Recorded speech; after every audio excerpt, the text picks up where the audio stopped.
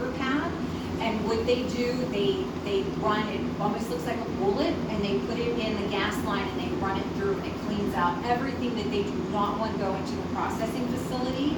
So they will start at this gas well, and they will shut the gas off, open up the door, put the pig in, shove it in, and there's all different kinds of pigs. They all have different meanings, right? Some will scrape it, some just takes out the liquid. There's all different pigs. They'll close it up, turn the gas on, and they'll, what they call, shoot the pig to the receiver station. It gets to the receiver station, and they need to release the gas because it would be catastrophic. The worker would be injured or killed. So they shut off the gas, and when they release the pressure, everything that they do not want in that gas line shoots out. At my home, it was shooting 40 feet up into the air. They did it 7 days a week, 3 times a day for a decade.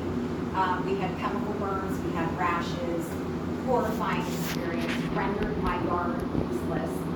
The company, CNX Resources, they actually ended up getting criminal charges for what they did because I was keeping track. It was so horrific.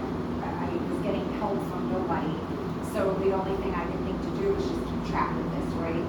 So I documented, and we'll get into that in a little bit, but I documented every time they pigged, and the Attorney General's office was able to use my videos and my documents to then go to CNX and say, hey, how many times are you pigging? And they had no documentation.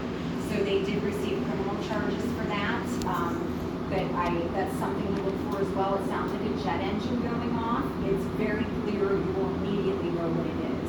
Or if they're releasing pressure from a well pad. It's a very distinct noise, sounds like a jet engine, something to look for. Jody, should folks look out for these water lines being installed along existing easements? So that's another thing as well. If there is a gas line going through, a transmission line, I'll just using QT or any company, for example, can then go to whoever owns that easement, say it's Northwest or whoever, and they can have an agreement with them to put the water line. So if you have an easement with a company, they could very well then